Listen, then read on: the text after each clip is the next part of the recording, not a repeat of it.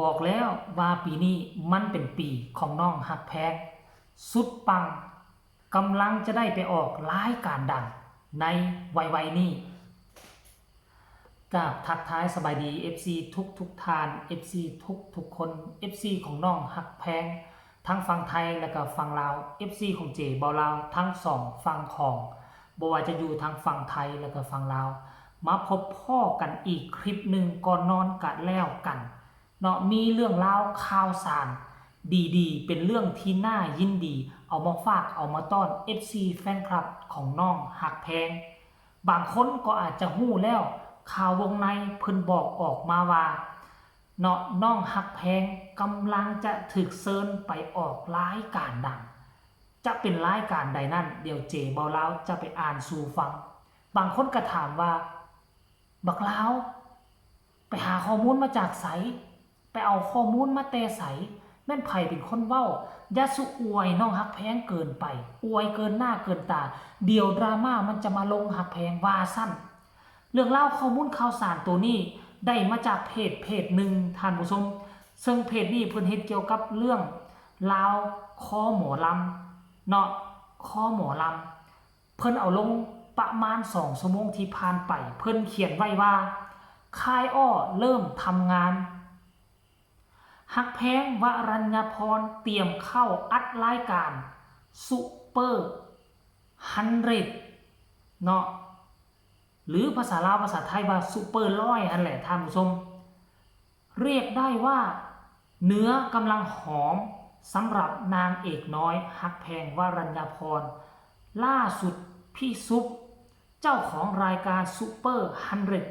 100ติดต่อให้ไปออกรายการพร้อมกับพี่ๆแดนเซอร์ทีมมดคันไฟโอ้หุย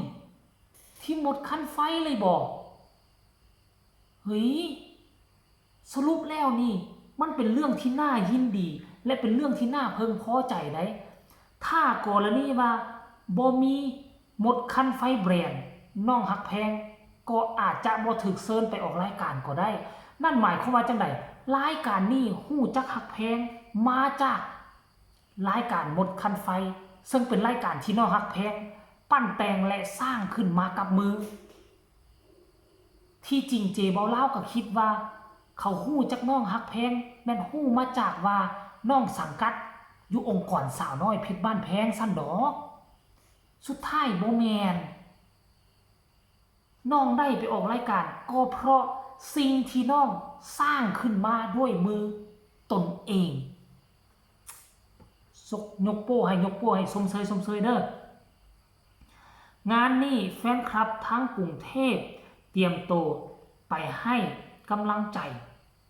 น้องได้เลยนะแฮชแท็กฮักแพงวรัญญพรฮักแฮชแท็กสาวน้อยเพชรบ้านแพงแฮชแท็กสาวน้อยลำพูนโซแฮชแท็กแล้วก็ลงรูปน้องแพงรูปนี้โอ้โหท่านผู้ชมนี่มันเกินคาดหมายอีหลีหรอโอ้สุดยอดบ่คิดบ่ฝันว่าน้องฮักแพงจะมีวันนี้เห็นบ่ล่ะทุกสิ่งทุกอย่างเริ่มลงตัวดราม่าเงียบทุกสิ่งทุกอย่างลงตัวถ้าผู้ใดติดตามเจเบาลาวน่ะตั้งแต่เดือน11ของปีที่ผ่านมาเดือนพฤศจิกของปีที่ผ่านมาเจเบาลาวเริ่มเฮ็ดคลิปเฮ็ดข่าวเกี่ยวกับฮักแพงและเจเบาลาวฟันธงว่าหลังจากที่ดราม่าจบไปเริ่มต้นเข้าปีใหม่มันจะเป็นปีของน้องฮักแพงกลับขึ้นไปเบิ่งได้คลิปของเจเบาลาวในที่สุดสิ่งที่เจเบาลาวคาดเดาเอาไว้มันก็เป็นจริงถ้าฮักแพงบ่มีชื่อมีเสียงถ้าฮักแพงบ่โด่งบ่ดังคือ FC ของอีกฝากฝั่งหนึ่งเขาเว้าไว้นะเขาดูมินดูถูกไว้รายการนี้คงจะบ่ติดต่อมารายการนี้เขาจะติดต่อเอาศิลปินที่ค่อนข้างว่ามีชื่อมีเสียงเป็นแบบอย่างของสังคมเพื่ออยากเอาไปออกรายการให้ไปเป็นแบบอย่างของน้องๆผู้ที่มักการฮ้องการรำมักอาชีพการเป็นหมอลำเพอน่าจะติดต่อเอาไปเซอร์ไพรส์เด็กๆที่มาร่วมรายการ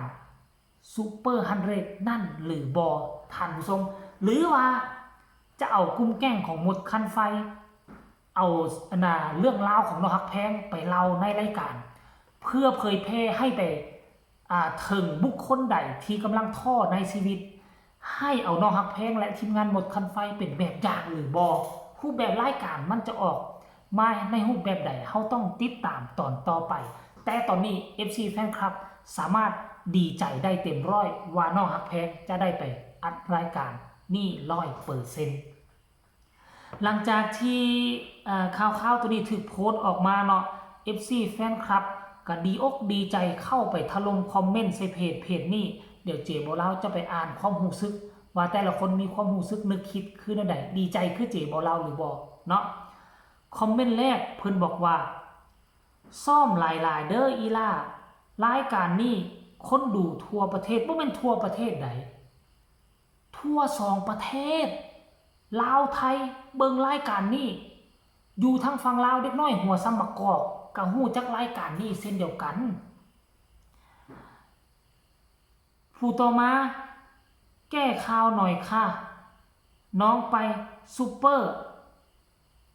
100นะคะน้องแจ้งในไลฟ์สดค่ะเมื่อกี้นี้โอ้ฮักแพงไลฟ์สดเนาะท่านผู้ชมเนาะรอชมครับตั้งแต่ตัดคนยุแยงออกไปน้องเจริญขึ้นไวมากวาสเนน้องเก่งเรียนรู้เร็วหมั่นฝึกฝนรักเลยวาสเนว้าวเก่งมากลูกสาววาสเนชอบน้องน่ารักคนนี้บอกว่าดิ้นกันยังลุงป้าตาฮ่าคนเก่งหัวใจแกร่งนี่แหละ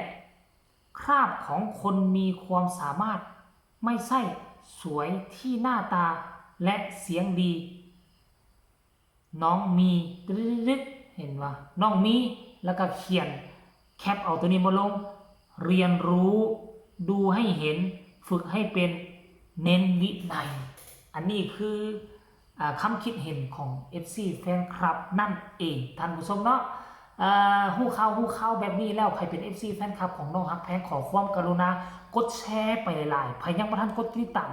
มช่องเจบ่าวเอาไว้เจบ่าวจะติดตามอย่างใกล้ชิดว่าน้องไปมือใดไปออกรายการจะออกมารูปแบบใดให้กดติดตามไว้คลิปนี้ขอฝากฝังเอาไว้ซ้ำนี้ก็แล้วกันขอกล่าวคำว่าสบายดีบ๊ายบาย